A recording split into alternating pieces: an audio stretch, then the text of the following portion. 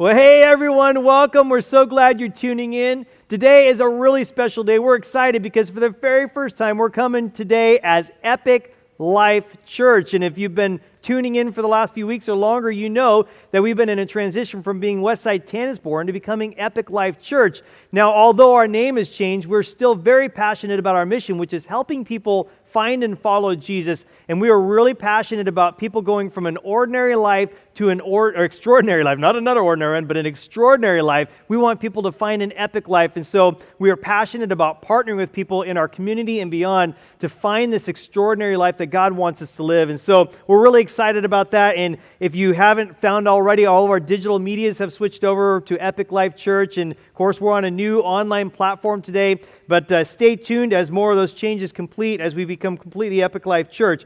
Now, today we are continuing a series that we kicked off last week called You Make Me Crazy. We're diving in for 4 weeks to talk about relationships and how we can become more healthy in our relationships. And specifically today, we're going to be talking about resolving conflict. Now, because of our current situation of being cooped up in our houses for long periods of time with people that we probably wish we weren't so close to right now anymore, this idea of resolving conflict is probably more important than ever before because we want to make sure that the relationships of the people that are closest to us are thriving and healthy. And the author of the Psalm 133 in the Old Testament of the Bible, David, very famous psalmist, said, "How wonderful and pleasant it is when brothers live together in harmony." And I think that is so true. He's talking brothers, not like brothers, sisters, like siblings, but he's saying brotherhood, that we as people who are close to each other get to dwell together in harmony. He says it's wonderful and it's pleasant, and I couldn't agree more. And so what we're talking about today is how relationships are supposed to look. You know, there's what we make them and some of the messes that we make out of them, and therefore the reason why we have to resolve conflict. But then there's the way that relationships are supposed to be, and that's what we're going to dive in today. Now, as we kick things off, I want to tell you a story that I heard recently. It's a kind of like a castaway Tom Hanks kind of a story of a guy who was stranded on an island for a long period of time. And it goes like this. There was a man who was shipwrecked on a deserted island. He was an industrious, hardworking sort of man. So by the time he was rescued 15 years later, he had managed to transform the island into a collection of roads and buildings. The people who rescued him were amazed at his accomplishments and asked for a tour of the island. He was more than happy to oblige. "The first building on our left," he began, "is my house.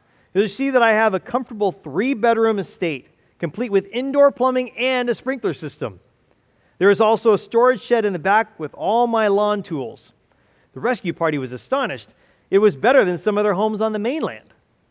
"That building over there is the store where I do my grocery shopping. Next to it, across there, is the bank. And across the street from that is the gym where I exercise." The rescuers noticed 2 other buildings and asked what they were. "The one on the left, that's where I go to church. And the one on the right," they inquired. He said, "Well, that's where I used to go to church."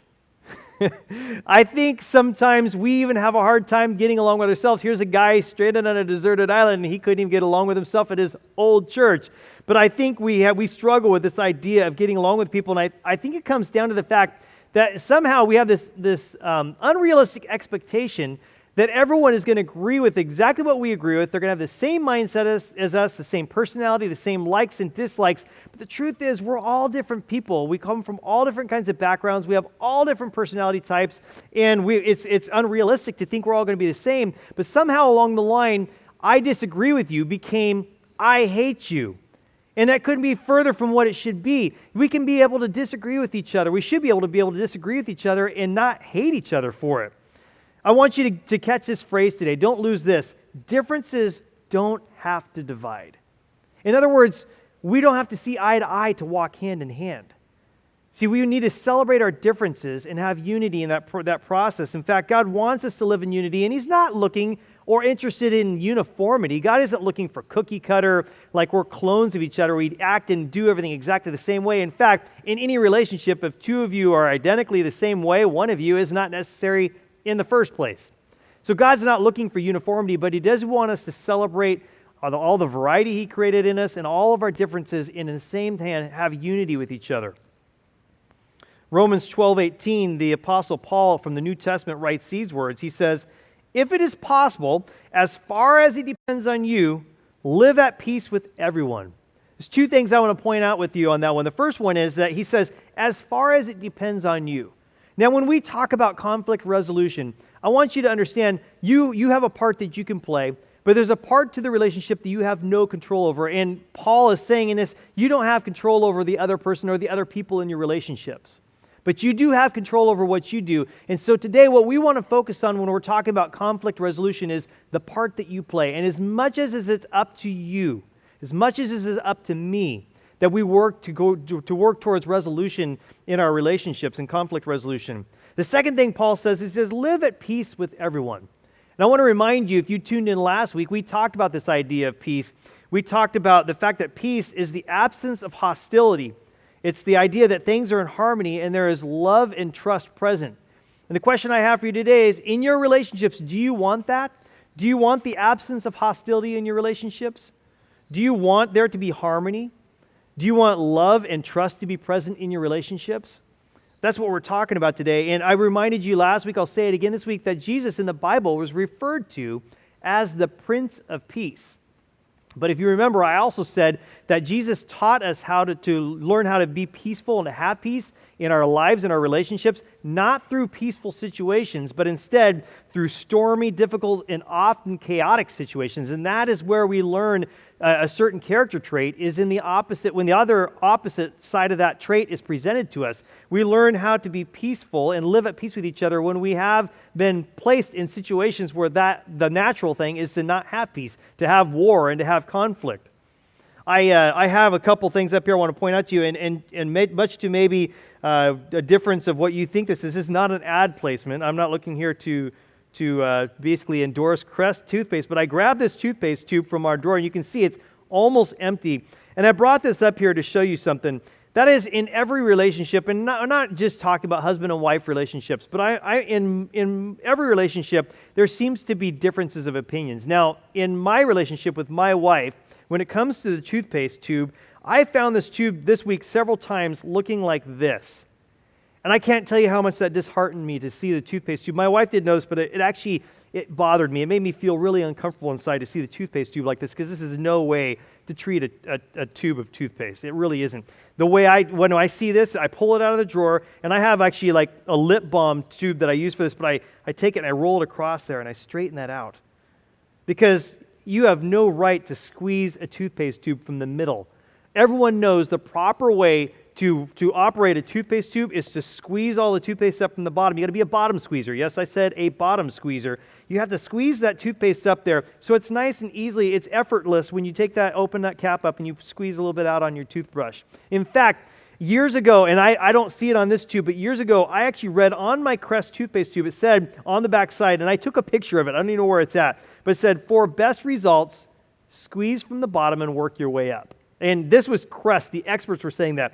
I imagine that little piece of instruction was put on there by someone who had a personality like mine, who felt that it was right and the best thing for you to squeeze from the bottom and work your way up. And probably someone who was a middle squeezer of the toothpaste tube, who was maybe an executive at the company, worked hard and lobbied to get that removed because they disagreed with it. I don't know. But the truth is, in every relationship, whether it be friends or co-workers or spouses, that we all seem to have these different ideas of how things should be done. Another one of these is the toilet paper. We all know that there's an age-old argument over whether the toilet paper tube should roll over the top or whether the toilet paper should roll over the bottom. Everyone's got a different opinion. And it's funny to me in relationships, now these are two silly examples, but it's funny to me in relationships how much we will argue over simple, trivial issues like which way to squeeze the toothpaste tube and which way the toilet paper tube is supposed to be put on the little toilet paper dispenser. Honestly, neither one of those, you could do it either way in any extreme fashion of under and over or squeezing from the bottom or the middle, and it is not going to ruin your life or change it, affect it much, positive or negative, in any way, shape, or form. But we get in these debates and these arguments with each other about very trivial issues, and we make them such like a life or death situation, and they're really not.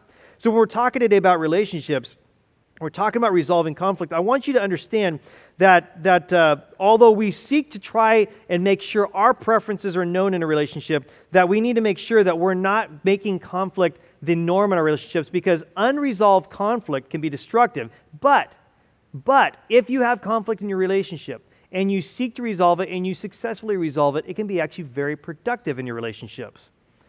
The author of the book of Proverbs, chapter 27, says this. He says, "As iron sharpens iron, so a friend sharpens a friend." Now, I want you to think of that picture, that imagery, iron sharpening iron. When iron sharpens iron, sparks fly. And a lot of times in relationships, whether it be husband and wife, friends, coworkers, neighbors, you name it, that when we're sharpening each other, when we have differences of opinions, and we express those to each other, and we seek to resolve that conflict, sparks can fly in that relationship, but it can also sharpen us if we do it correctly. Here's some suggested rules of engagement, by the way, when you're working. Oh, I'm getting ahead of myself here, actually. Before we dive into that, I want to let you know that I want to talk about 3 suggested steps for resolving conflict correctly. And so if you're looking at your notes and you're following along, the first one we're going to talk about today is this. When resolving conflict, number 1, do it fast. We need to do it fast. See, we should run to conflict. We shouldn't avoid it. We shouldn't go away from conflict. And I got to confess to you, I personally, my bent is that I don't like conflict. Now, I don't know a whole lot of people, if any, that actually enjoy or like or look forward to conflict. I think most of us would say it's uncomfortable, we don't like it. But I think to an extreme level, I look to everything I can, I try to avoid conflict at all costs. Why? Number 1, because I want everyone to get along. I want to agree with everyone. I want everyone to agree with me. I feel like if I'm going to have a conflict with somebody, or I point something out that I have a problem with, or they point something out wrong with me, that they're not going to like me as much, or that I'm not going to be accepted as much. And I want to be accepted and liked by everyone. And so I avoid it at all costs. So either one of 2 things. Either one, I stuff it under the carpet and hope it goes away, or I put off and avoid and delay this idea of resolving the conflict because I just don't like it. It's not comfortable for me at all. But what does Paul, the author in the New Testament, say in Ephesians 4, 26 and 27? He says, "Don't let the sun go down while you are still angry, for anger gives a foothold to the devil." See, when we have unchecked anger, it festers inside of us. And I think of the idea of a splinter. If you've ever gotten a little wood splinter in your finger, I have many times before. But you get a splinter, sometimes if you push on it just right or you touch it just right, it's actually very sensitive.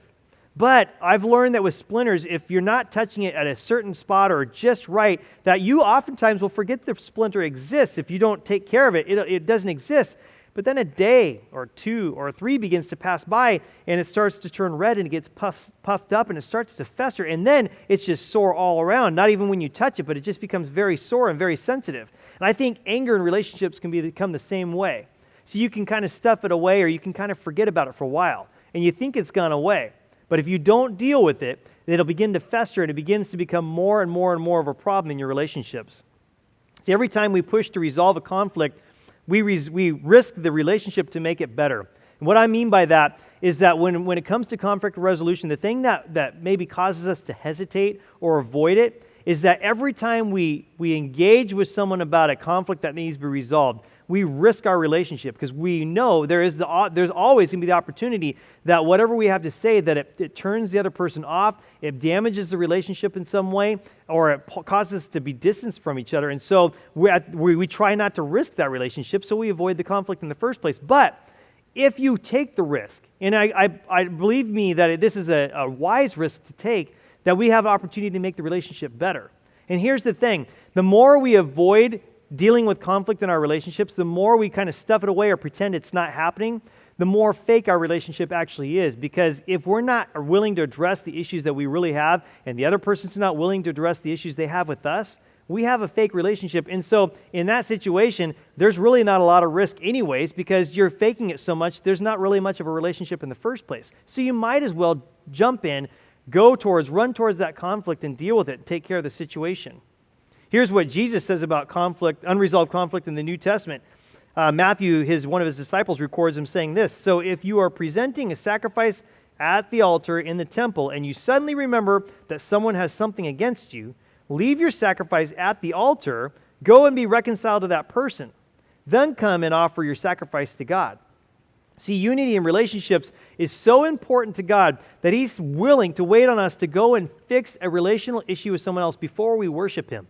It's so important to Him that we solve those problems. And He goes on to say in Matthew 5:25, it's not in your notes, He says, "Settle your differences quickly." So practically speaking, how do you put this into practice? And I got this in your notes, but the first practical step I got for you is this. Schedule a time to talk. If you have a relational conflict with someone, and you can think of it, comes to mind right now, you need to schedule a time to work that out. And if you're going to do that, I have 3 tips for you, 3 suggestions for how to do that. Number 1, pick the right time. Don't pick right before you go into bed. Don't pick right before they're on their way out the door to leave for work. Don't pick an inopportune time. Pick a time that works good for both people involved in that relationship. The second thing is this, pick a neutral place. Find a place that's neutral and is not going to create hostility on either side of this conversation. And number 3, pick a place or a location and a time with no distractions. You want to make sure that you pick a good time to talk, you pick a neutral place, and that you pick a time and a place with no distractions. So the first thing is to resolve your conflict quickly. The second thing I want to point out to you in resolving conflict is that we need to keep it fair. Keep it fair. See, much of the time, we think the goal of resolving conflict is to win at all costs. And that's a very selfish perspective for us to have, but that's kind of the way we look at conflict, is that my job in this conflict is to get out of it getting my own way, or to seeing my interests being put ahead of the other person. And I don't think a lot of times we consciously realize that we're doing that, but that is what we're doing. We have this selfish desire to make sure our way is the one that wins out. That's not what we're supposed to do. There's this story I heard about this kid who his mom caught him throwing a rock at another boy, and she says, "Son, stop throwing rocks." And he said, "Well, he threw one at me first." She says, "That's not okay. Next time that happens, you come to me." He says, "But Mom, I've got a way better aim than you do." You know, we sometimes want to do everything we can to have the advantage in every argument or dispute that we have. And like that boy, we're looking for every upper hand that we got in the conversation to try and make sure that we win. We look to win using dirty tactics or slick arguments. I want to point this out to you. Maybe you didn't know this, but I want to point this out to you. In a relational conflict, you can have the right argument, you can fight dirty, you name it, you fill in the blank. If you win that argument, you can still lose in that situation with that relationship. See, winning is not the goal. Winning is not the goal. Reconciliation is the goal. Conflict, by the way, is merely competing desires. It's two people with two different desires. And what happens is when our desires are not met, that unmet expectation leads to disappointment. And that is why the conflict rises and why we have frustration and why we fight to get our own way, is because we've got this disappointment over unmet expectations. See, we resort to trying to fix the problem through manipulation so that we can get the outcome that we desire. Conflict resolution is about keeping it fair. It's not about winning. And in fact, Paul says in Ephesians 4:29, he says, "Don't use foul or abusive language. Let everything you say be good and helpful, so that your words will be an encouragement to those who hear them." Here's a pro tip for you. When you're in a disagreement with someone that you care about, and you recognize that you're doing something wrong, you need to learn to call a foul in that conflict on yourself. You need to call the foul. So, for instance, you may be having a conversation with something, and you drop a word that you feel like that wasn't appropriate. I shouldn't have said that. If you catch yourself doing that, you need to stop right there and say, "Hold on a second. I want to apologize. I should not have said that." Or you find yourself taking shots at the other person's character, and you realize what you've done, and that was unfounded for you to do that. You need to pause and say, "You know what? That wasn't fair. I was taking a low blow. That was not fair, and I apologize. Would you forgive me?"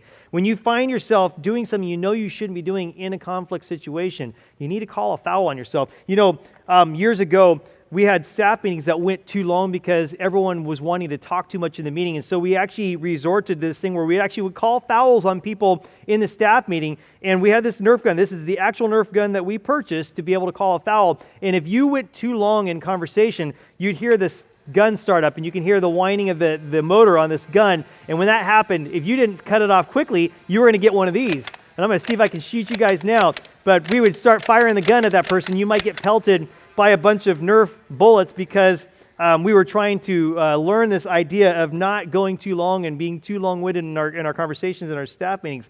When it comes to your relationships, think about this Nerf gun, and remember, in those situations, you need to be able to call a foul on yourself. The next thing I want to tell you is that conflict resolution is about restoring the relationship. It's not about getting your own way. And here's some suggested rules of engagement when it comes to conflict resolution. Keep these rules in mind because they will be so helpful for you in resolving conflict constructively. Number 1, in a resolution or disagreement, don't raise your voice. Don't have anger. Don't take that tone to the next level, because guess what happens when you do that? The other person escalates to match you, and you just keep going up and up and up. And if you'll notice, it never makes the conversation go better. And yet we still seem to kind of naturally want to do that. The second thing is this: don't use absolutes like always or never. Don't say, you always leave your socks out of the hamper. Don't say things like that. Don't say, you never put your dishes in the dishwasher. When you say things like that, number one, it's extreme and it puts the other person on the defense. But number two, it's generally not true. Because if they ever, one time in their life, put the socks in the hamper instead of next to the hamper, then what you said is not a true statement. Or if in their life one time they did put the dishes in the dishwasher instead of always leaving them on the sink, then that relationship is null and void. And so what you're saying isn't even true. The third little suggestion I want to give you is don't bring up the past. And we're going to talk about that in a minute, but don't bring up the past. Talk about the present situation and talk about the disagreement you currently have. And probably the most important one I want to talk to you about right now, and this is in your notes, is that we need to attack the issue, not the person. Got to attack the issue, not the person. Paul writes in Romans 14:19, he says, so let's agree to use all our energy in getting along with each other. See, we need to help others with encouraging words. Don't drag them down by trying to find the fault in them. That never leads to constructive resolution of a conflict. It never helps the situation. So we need to lift them up with encouraging words instead of trying to point out their faults and magnify their faults in them. Here's the third and final suggestion I want to give to you today for healthy resolution of conflict, and that is focus forward. We need to focus forward. When resolving conflict, we tend to get hysterical. When we're in a heated situation, our emotion begins to rise up, and sometimes that means anger, sometimes it's frustration, and that kind of comes out in our tone. But another thing that we tend to do in conflict isn't just get hysterical, we tend to get historical. And what I mean by that is we bring up all the things that the other person's done wrong in the past. It has nothing to do with this conversation. We kind of bring all that stuff back up again, and we bring it all up fresh to the surface, which doesn't, again, help the situation at all. We kind of give the other person a no-win situation in that situation. So we need to make sure when we're resolving conflict to only focus on the present and moving forward from there. The best word I can offer you when it comes to conflict resolution, you might want to write this down, it's not in your notes, is forgiveness. We need to have forgiveness. And that's easy to say and hard to live out, especially when we've been wronged or offended by someone multiple times. But if you want to resolve a conflict in a very healthy and effective way, exercise forgiveness in your relationships. Paul says in Ephesians 4:31, get rid of all bitterness, rage, anger, harsh words, and slander, as well as all types of evil behavior. So what Paul does, he equates bitterness, rage, anger, harsh words, and slander to evil. What's he saying there? He's essentially saying in your relationships, if you present bitterness, rage, anger, harsh words, slander, any one of or all of those, any combination of them, you are acting as an evil person. Do you want to be an evil person in your relationships? I know I don't want to be. And if that's something you're dealing with, if harshness or anger or rage or slander is present in your relationships, you need to remove them. You don't want to be an evil person in your relationships.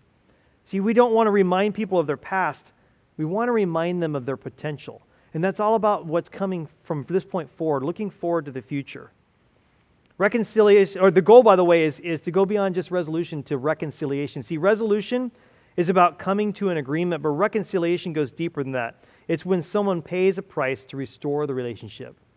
And I want to ask you a question right now. Are you ready and willing in your relationships that have conflict, that need to be resolved, are you willing to pay the price to restore that relationship?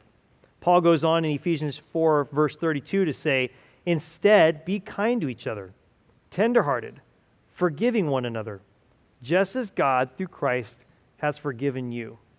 Now, how do you do that in a practical way? How do you focus forward? How do you be kind to people and tenderhearted, forgiving them? You treat them with a 10. You treat them as though they are a 10, and that's in your notes. Treat them like a 10. Let them know that you believe in them. Treat them like the person you hope that they become. See, labels are very strong and very powerful, and when we label someone, we tend to reinforce a behavior that maybe they're already exhibiting. And I think a great example of that is when I had two young girls. My girls are now grown up. They're almost 13 and 16 years old. But when they were younger, and one of my daughters would come up and stand next to me when I was talking to someone they didn't know. and I tried to introduce my daughter to them, and they got really shy, and they kind of grab on behind my leg and kind of hide behind my leg, I would say, that's my daughter Abby or my daughter Ellie, and they're just being shy. Guess what happens when you label them and they hear you say that? They begin to try and live up to that expectation of what you've called them, and they actually start acting more shy in that situation. Or you could say something like, that's Johnny. He's just my little Tasmanian devil, just a little terror. He goes from one thing to another and just kind of tears up the room. And if your children hear you saying that, they begin to start displaying those behaviors even more prominently. They don't stop doing it because you call them that. They actually start living that out. And the same is true in our adult relationships. That when we label people or we kind of project an expectation on them, people begin to live up to that expectation. And I'll tell you that if you are willing to put a 10 on the head of every person that you're in a relationship with, and you expect the best out of them, and you show them by demonstrating through your actions, through your attitude and everything, that you believe in them, and you believe that they're a 10, they will rise to that occasion, and they will do their best to live up to being that 10 that you see them as being. People want to live up to your expectations. I think of the game of golf. Now, I'm not very good at golf, and by the way, if you're a dude, we're going to do a guys golf event coming up here on June 6th, and you would love to, if you want to see how bad I am at golf, come be a part of that event. You can hear more details about that later. But when it comes to the game of golf, I've been told, now I've never been taught by a professional, but I've been told that when you line up to your ball, you square your feet up so that the tips of your toes, if you were to draw a line from one tip to the next, that line creates a line that goes out to where, if you're golfing, that your ball is going to go pretty much basically follow that line. And I think when it comes to our relationships, we need to set that line up for the people in our relationships that we say, I can see you doing that. You're a 10 in my book. I believe in you. I believe you can do that. And we line them up on that. They will follow through and live up to that expectation. So to resolve a conflict in a healthy way, I want to review what we've talked about. Number one, first suggestion is this: do it fast. Run to conflict. Take care of the situation. And if you need to, if you've got a conflict right now that you're currently dealing with, I want to encourage you to schedule a time to talk that conflict out. The second thing is this: keep it fair. When you're in that conflict, resolving that conflict, you need to fight fairly. There are rules of engagement we talked about already, but don't raise your voice. Don't say absolutes like always and never. Don't bring up the past, and attack the issue, not the person. The third thing I want to suggest to you is that we focus forward. We talk about today moving forward. And the way you do that is treating them like a 10, like we just talked about. Put a 10 on their head, believe in them, and they will rise to that occasion. As you're listening today, I wonder, is there a relationship that comes to your mind as you've heard me even talking right now? Maybe one that makes you feel a little bit uncomfortable because you know there's tension there. Maybe there's a rift in that relationship. Maybe that relationship is strained, or even now maybe it's gone to almost non-existent because there's so much unresolved conflict there. If there is a relationship right now that you can think of where you feel like there is a conflict or even some measure of conflict that needs to be resolved, consider resolving that conflict. Today is a good day to surrender that relationship to God. Will you commit to taking that bold step of reconciling and restoring that relationship? I hope you do. I hope you take action to resolve that conflict today. Be very proactive about it. Don't delay. Healing in that relationship waits on the other side of that conversation. I promise you. You tackle it the way we talked about today, and you will see healing come out of that relationship. Would you pray with me? Dear God, thank you for the ability you've given each of us to restore our relationships. God, today we know that you know everyone listening and the relationships that we're struggling with. Can you encourage everyone today? Can you help us to have the courage that is needed to love, to go to that person or to those people that we have a conflict with? Help us to seek to resolve those conflicts sooner rather than later. Give us the strength and wisdom to do that in a spirit of fairness, with the intention to make things right, not with the motive of trying to be right. God, as each of us work through resolving the conflicts we have in our relationships, help us to keep our focus on the future, not on the past. And that we would demonstrate in our conflict resolution that we believe in and care for that other individual, and that we would show that to them by treating them like a 10. God, I pray that each person listening who has a genuine desire to resolve a current conflict to see significant progress in resolving that conflict this week. You know, God, He's the master at reconciling relationships. And in fact, he offered his own son as a sacrifice to reconcile our relationship with him. God doesn't look at our past and what we've done, but he does look to our future and what we can become. God offers us his grace and forgiveness freely. And my question to you this morning, if you have never done this before, is will you receive it? Will you receive his free gift? He wants to have that relationship with you.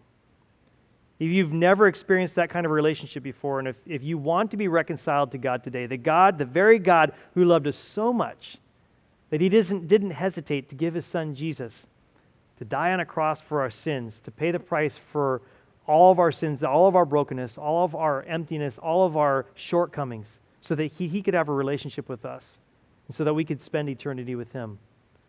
That very God who loves you and wants to know you, he wants to have a reconciled relationship with you today.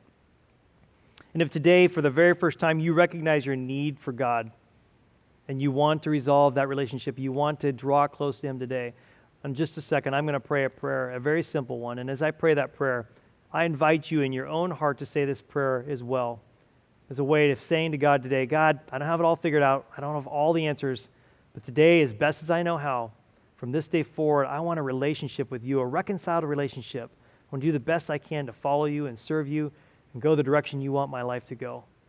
And if that's you today, would you pray this prayer with me? Heavenly Father, I desire a relationship with you. Please forgive me of my sins. Today I'm handing my burdens over to you. Give me rest for my soul. Jesus, save me and make me new. Fill me with your Spirit so I can follow you and serve you the rest of my life. Use me to shine your light, to show your love, and to spread your hope. Thank you for forgiving me. Thank you for saving me. My life is not my own. I give it all to you. Amen.